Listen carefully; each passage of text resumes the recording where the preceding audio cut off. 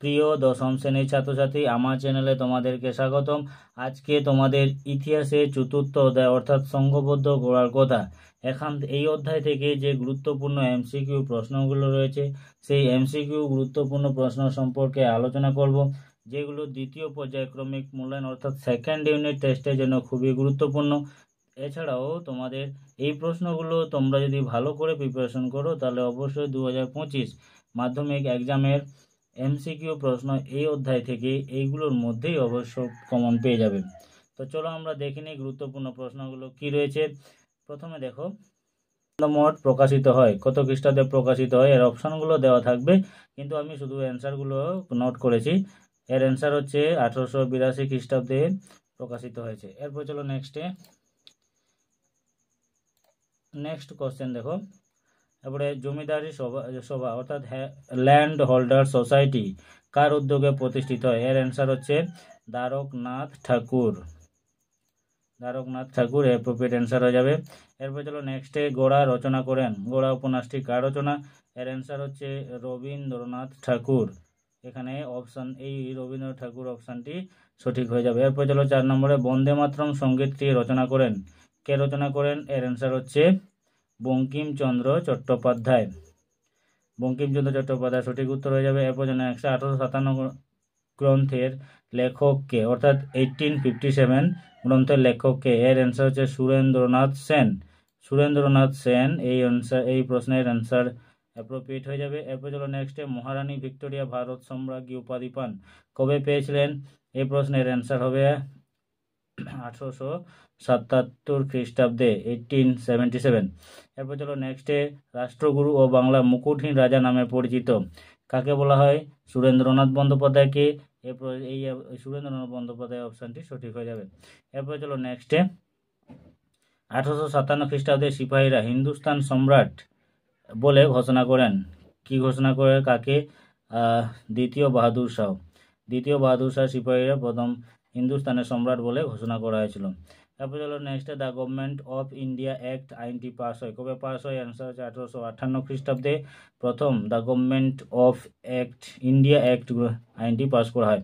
এরপর চলো নেক্সটে, বন্দে ভারত সঙ্গীতটি নেওয়া হয়েছে, কোথা থেকে নেওয়া হয়েছে? আনন্দমঠ উপন্যাস থেকে এটি নেওয়া হয়েছে, বন্দে মাতরম সঙ্গীতটি। এরপর চলো নেক্সটে, মহারানী ঘোষণাপত্র অনুযায়ী ভারতের রাজ প্রতিনিধি হিসেবে প্রথম নিযুক্ত করেন কে নিযুক্ত হন? এর অ্যান্সার হচ্ছে লর্ড ক্যানিং প্রথম নিযুক্ত হয়েছিলেন। এরপর চলে, ভারত সভা কার্যক্রমে কে যুক্ত ছিলেন? অপশানগুলোর মধ্যে সুরেন্দ্রনাথ বন্দ্যোপাধ্যায়, এই অপশানটি অ্যাপ্রোপ্রিয়েট হয়ে যাবে। এবারে নেক্সটে, এখানে আলাদা গোত্রের উপাদানটি লেখো, 4টি অপশান দেওয়া থাকবে, সেগুলোর মধ্যে যেটা এখানে আলাদা ছিল সেটা হচ্ছে ভারত মাতা। এরপর চলো নেক্সটে, রাজনারায়ণ বসু যুক্ত ছিলেন, কিসের সাথে যুক্ত ছিলেন? অ্যান্সার হচ্ছে হিন্দু মেলার সাথে যুক্ত ছিলেন।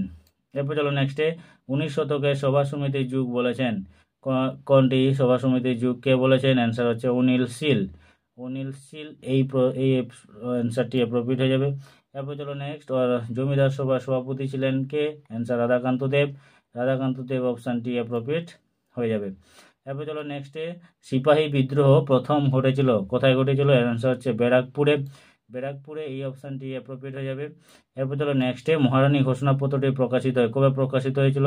এর অ্যান্সার 1858 খ্রিস্টাব্দে 1 নভেম্বর, এই অপশানটি অ্যাপ্রোপ্রিয়েট হয়ে যাবে। এরপর চলো নেক্সটে, বর্তমান ভারত প্রথম প্রকাশিত হয় কোন পত্রিকায়? এর অ্যান্সার হচ্ছে উদ্বোধন পত্রিকায়। এই উদ্বোধন পত্রিকায় প্রথম বর্তমান ভারত প্রকাশিত হয়েছিল। এরপর চলো নেক্সট, দিল্লির শেষ মুঘল সম্রাট ছিলেন ড্যাশ? এর অ্যান্সার হচ্ছে দ্বিতীয় বাহাদুর শাহ ছিলেন দিল্লির শেষ মুঘল সম্রাট। এরপরে ভাইসরয় কথার অর্থ? এর অ্যান্সার হচ্ছে রাজপ্রতিনিধি। এরপরে চলো নেক্সটে, কার্ল মার্কস 1857 বিদ্রোহ কে বলেছেন, কি বলেছেন? অ্যান্সার হচ্ছে জাতীয় অভ্যুত্থান বা বিদ্রোহ। এরপর চলো নেক্সটে, হিন্দু মেলার অপর নাম কি নামে পরিচিত? এর অ্যান্সার হচ্ছে চৈত্র মেলা হিন্দু মেলার অপর নাম ছিল। এরপর চলো নেক্সটে, লর্ড লিটনের অস্ত্র আইন প্রত্যাহার করেন গভর্নর জেনারেল কে? এর অ্যান্সার হচ্ছে লর্ড লিটনের অস্ত্র আইনকে প্রত্যাহার করেছিলেন। এরপর চলো, ভারতীয় জাতীয়তাবাদের জনক বলা হয় ড্যাশ? এর অ্যান্সার হচ্ছে স্বামী বিবেকানন্দ ভারতের জাতীয়তাবাদের জনক বলা হয়। এরপরে পুনা সার্বজনীন সভা প্রতিষ্ঠিত হয় কবে? এর অ্যান্সার হচ্ছে 1867 খ্রিস্টাব্দে। এরপর চলো নেক্সট কোশ্চেন, নেক্সটের দিকে যায়। ভারত সভা প্রথম অধিবেশন বসে গঠিত হয় কলকাতায় ড্যাশ হলে? অ্যান্সার হচ্ছে অ্যালবার্ট হলে প্রথম অধিবেশন সভা বসেছিল ভারত সভার। এরপর হলো বঙ্গভাষা প্রকাশিকা সভা প্রতিষ্ঠিত হয় কবে? প্রতিষ্ঠিত হয়েছিল 1836 অর্থাৎ 1836। এরপর নেক্সট কোশ্চেন, বঙ্গভাষা প্রকাশিকা সভা সভাপতি ছিলেন কে ছিলেন? এর অ্যান্সার হচ্ছে গৌরীশঙ্কর ভট্টাচার্য। এই অপশানটি অ্যাপ্রোপ্রিয়েট হয়ে যাবে। এরপর নেক্সটে বঙ্কিমচন্দ্র বন্দে মাতরম সঙ্গীত রচনা করেন কত খ্রিস্টাব্দে? রচনা করেছিলেন? এর অ্যান্সার হচ্ছে 1875 খ্রিস্টাব্দে রচনা করেন। এরপর জানেন বর্তমান ভারত প্রথম স্বতন্ত্র পুস্তক আকারে প্রকাশিত হয়েছিল কোন পত্রিকায়?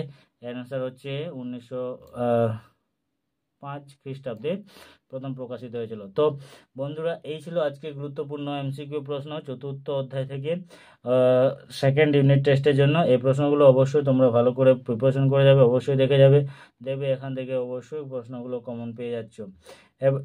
তাহলে আজকের মতো এটুকুই, আবার দেখা হবে নেক্সট ভিডিওতে। যদি ভিডিওটি ভালো লাগে তাহলে অবশ্যই কমেন্ট করবে, লাইক করে দেবে, আর চ্যানেলটিকে সাবস্ক্রাইব করে দেবে। তো চলো আজকের মতো এটুকুই, আবার দেখা হবে নেক্সট ভিডিওতে। ধন্যবাদ।